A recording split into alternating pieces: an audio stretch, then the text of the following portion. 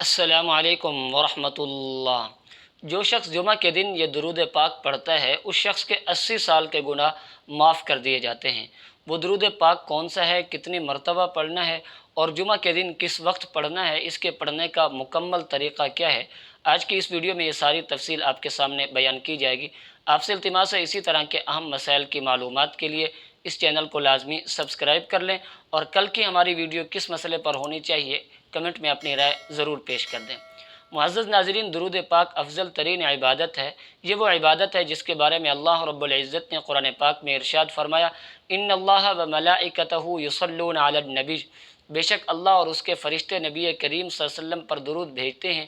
یا ایھا الذین آمنوا صلوا علیہ وسلموا تسلیما، اے ایمان والو تم بھی اپنے نبی پر درود بھیجا کرو۔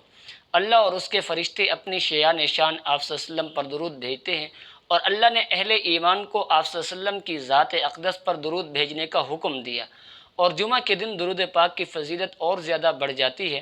چنانچہ سنن ابی داؤد میں روایت ہے، آپ صلی اللہ علیہ وسلم نے ارشاد فرمایا، ان من افضل ایامکم یوم الجمعہ، بے شک تمہارے ایام میں سب سے افضل اور فضیلت والا دن جمعہ کا دن ہے، اس لیے اس کو سید الایام کہا جاتا ہے۔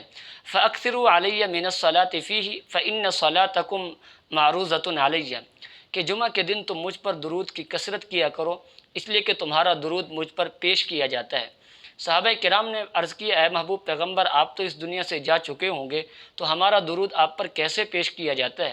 تو آپ صلی اللہ علیہ وسلم نے ارشاد فرمایا، ان اللہ حرم علی الارض اجساد الانبیاء، بے شک اللہ نے زمین پر انبیاء کے جسموں کو حرام کر دیا ہے، یعنی زمین انبیاء کے جسم کو نقصان نہیں پہنچا سکتی۔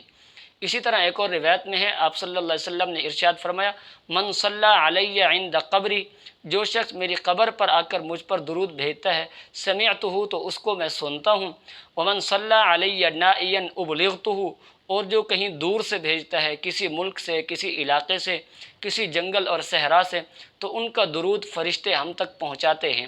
تو ہمارا عقیدہ اور نظریہ ہے کہ انبیاء علیہم السلام اپنی قبروں میں زندہ ہیں۔ اسی طرح ایک اور روایت میں ہے، من صلی علی یوم الجمعۃ 80 مرۃ، کہ جو شخص جمعہ کے دن 80 مرتبہ درود پاک پڑھتا ہے، غفرت لہ ذنوب 80 عاما، تو اس شخص کے 80 سال کے گناہ معاف کر دیے جاتے ہیں۔ اسی طرح ایک اور روایت میں ہے، الصلاۃ علی نور علی الصراط، کہ ہمارے اوپر پڑھا گیا درود پل صراط پر درود پاک پڑھنے والے کے لیے باعث نور ہوگا، باعث روشنی ہوگا۔ فمن صلی علی یوم الجمعۃ 80 مرۃ غفرت لہ ذنوب 80 عاما، جو شخص جمعہ کے دن ہم پر درود پاک پڑھتا ہے 80 مرتبہ، اس کے 80 سال کے گناہ معاف کر دیے جاتے ہیں۔ چنانچہ علامہ سخاوی رحمۃ اللہ علیہ نے اپنی کتاب القول البدیع میں درود پاک نقل کیا ہے کہ وہ کون سا درود ہے جس کو 80 مرتبہ پڑھنے سے 80 سال کے گناہ معاف ہو جاتے ہیں۔ چنانچہ وہ فرماتے ہیں، وہ درود پاک یہ ہے، اللہم صلی علی محمد النبی الامی وعلی آلہ وسلم تسلیما، اللہم صلی علی محمد النبی الامی وعلی آلہ وسلم تسلیما۔ جو شخص یہ درود پاک 80 مرتبہ پڑھتا ہے اور جمعہ کے دن پڑھتا ہے، اور جمعہ کے دن عصر کی نماز کے بعد جس جگہ اس نے عصر کی نماز پڑھی ہے اس جگہ بیٹھ کر یہ 80 مرتبہ پڑھتا ہے، تو 80 سال کے اس شخص کے گناہ معاف کر دیے جاتے ہیں۔ تو ہمیں آپ صلی اللہ علیہ وسلم کی ذات اقدس پر ہر وقت درود پاک پڑھتے رہنا چاہیے، اور کم سے کم جمعہ کے دن تو ہمیں اس چیز کا اہتمام کرنا چاہیے۔ اللہ رب العزت عمل کرنے کی توفیق نصیب فرمائے۔